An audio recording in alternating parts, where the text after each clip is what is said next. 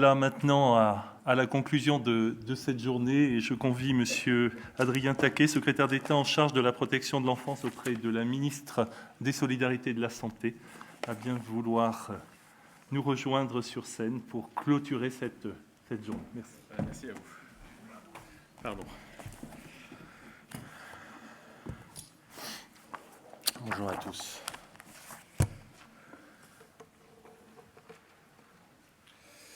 Mesdames et messieurs, bonjour à tous.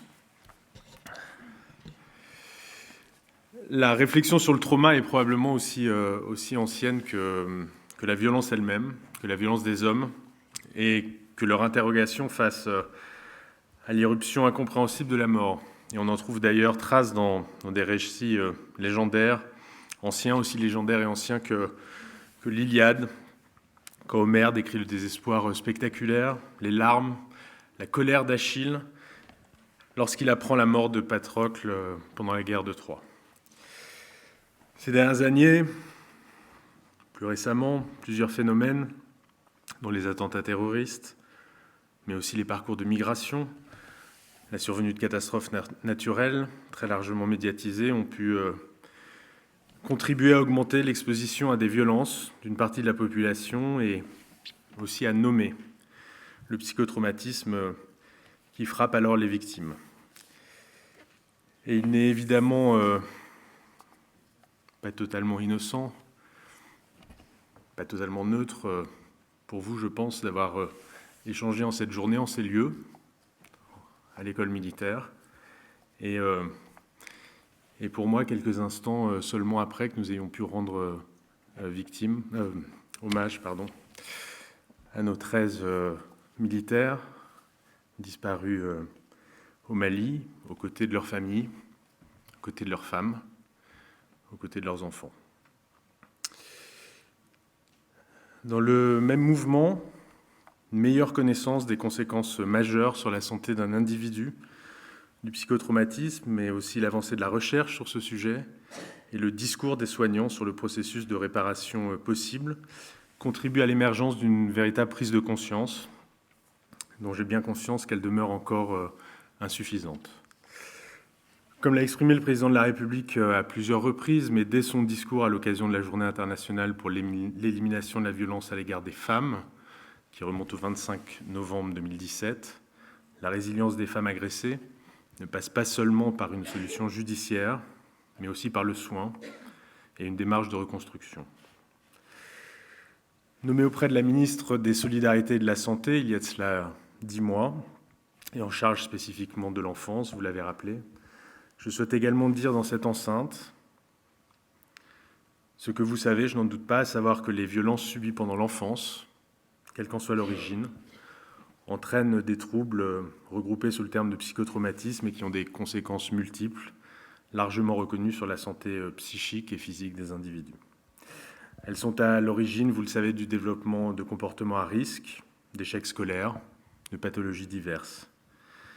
Les études internationales, l'Organisation mondiale de la santé, en 2010, ont pu démontrer et reconnu qu'avoir subi des violences est un des déterminants principaux de la santé. Soins en psychiatrie, il s'agisse d'états de stress post-traumatique, de troubles anxieux, de dépression, tentatives de suicide, d'insomnie, de phobie, de troubles de la mémoire ou encore de troubles alimentaires, mais aussi en médecine générale, douleurs, fatigue chronique, en cardiologie, en gynéco-obstétrique, en gastro-entérologie, en endocrinologie avec des hospitalisations répétées, avec la multiplication des arrêts de travail, jusqu'à parfois des mises en invalidité. Elles marquent les vies d'adultes et elles peuvent engendrer une spirale de reproduction qu'il nous faut rompre. Aussi, cette prise en charge des victimes de violences doit être la plus précoce possible. Elle doit mobiliser des professionnels formés et être réalisée dans un cadre pluridisciplinaire afin d'assurer la prise en compte de la dimension psychologique et somatique des troubles. À ce titre, la création, à la demande du président de la République, de 10 centres spécialisés dans la prise en charge globale du psychotraumatisme est une réelle avancée.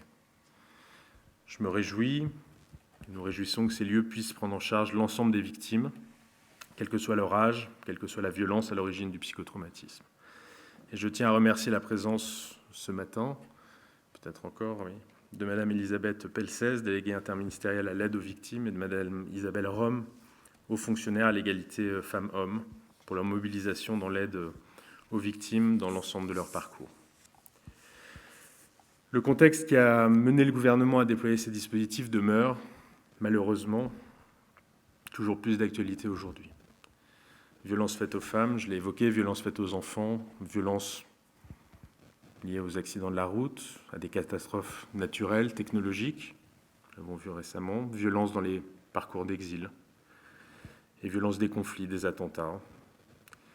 Nos concitoyens touchés, leurs proches y sont confrontés, et ils ont besoin d'être accompagnés dans leur parcours vers la résilience.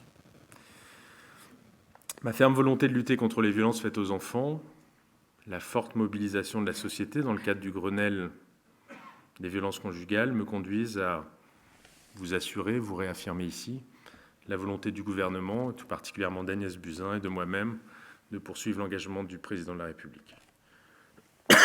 En France, vous le savez, chaque année, plus de 130 000 filles, 35 000 garçons subissent des viols ou des tentatives de viol, en majorité incestueux, et 140 000 enfants sont exposés à des violences conjugales. Pour répondre à ces problématiques, le gouvernement a présenté le 20 novembre dernier un plan de mobilisation et de lutte contre les violences faites aux enfants. À travers ces 22 mesures, ce plan vise notamment à permettre la libération et la protection de la parole, car l'on sait qu'elle peut constituer un premier pas, nécessaire mais pas suffisant évidemment, vers la reconstruction. Nous voulons aussi porter davantage attention aux victimes de violences. Et cette attention passe notamment par la meilleure prise en charge de ces victimes, dans la logique, en organisant un véritable parcours de soins gradués, depuis l'évaluation jusqu'à la mise en œuvre effective des soins alliant prise en charge somatique et psychique. Ce plan que j'ai annoncé il y a une dizaine de jours et que porte le gouvernement s'appuie évidemment sur les dispositifs de prise en charge du psychotraumatisme. Mais il est important de souligner que ces dispositifs ne résument pas l'ensemble des ressources de prise en charge en soins du psychotraumatisme et n'ont d'ailleurs pas cette vocation. Un grand nombre d'entre vous souhaitent s'associer à ce déploiement et faire partie de la structuration, qui est encore en cours, des ressources au sein de l'offre de soins régionale, territoriale, et je m'en félicite.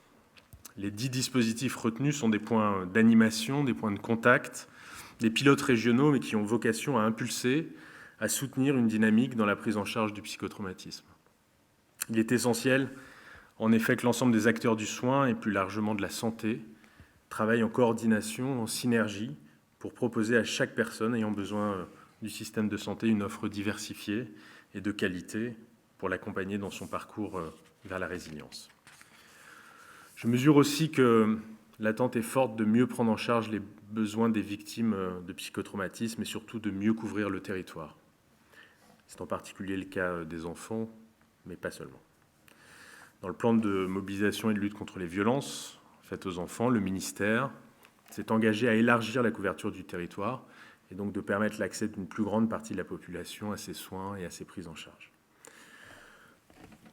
De nouveaux moyens seront donc déployés et les semaines qui viennent seront consacrées à affiner les besoins pour la création au plus tard fin 2021 de 5 nouveaux dispositifs de prise en charge du psychotraumatisme qui seront sélectionnés dans les prochains mois grâce à l'éclairage que nous apporte l'expérience des 10 premiers centres qui sont entrés en fonctionnement depuis près d'1 an. En tout, ce seront donc 6 millions d'euros pérennes, dédiés, qui sont consacrés au niveau national au soutien de cette offre de soins, en plus des crédits hospitaliers des établissements de santé. Ces moyens permettront également d'accompagner les territoires dans le déploiement des mesures de la feuille de route de santé mentale et psychiatrie et du plan de lutte contre les violences faites aux enfants notamment. Soins et résilience, voilà ce que nous souhaitons rendre accessible à l'ensemble des victimes de psychotraumatisme et c'est ce qui guide notre politique à l'égard des populations dans un partenariat que nous souhaitons fort avec les ministères de la Recherche et le ministère de la Justice. Et je porte une attention toute particulière, une fois encore, vous le comprendrez, sans exclusive, pour autant, aux enfants qui doivent pouvoir bénéficier d'une prise en charge continue. Il est en effet essentiel pour eux, vital pour la société de demain, de les protéger des violences, mais également d'intervenir le plus tôt possible pour leur donner ces soins spécifiques. Il s'agit de situations d'urgence pour éviter la mise en place de troubles psychosomatiques sévères, chroniques, qui auront de graves conséquences sur leur santé, sur leur vie future, ainsi que sur le risque de perpétuation des violences. Je retiens tout de même la note d'optimisme des professionnels de santé que j'ai pu rencontrer et qui souligne qu'il n'est jamais trop tard pour prendre en charge ces traumas, même à l'âge adulte et tout au long de la vie. Cette première journée a été, je crois, le reflet de cette volonté de partager connaissances et expériences entre l'ensemble des acteurs du parcours des victimes. C'est un peu une première et je m'en félicite. Le programme riche de cette journée en témoigne. Le chemin a été parcouru en une année pour l'amélioration de la prise en charge des victimes et pour autant, j'en ai bien conscience, un long chemin reste encore devant nous. Mais je souhaitais, par ma présence et par ces quelques mots, saluer l'implication, l'engagement de chacun, des équipes pluridisciplinaires, des soignants, des médecins, auprès de ces patients victimes. Je vous remercie pour votre attention et vous dis à bientôt.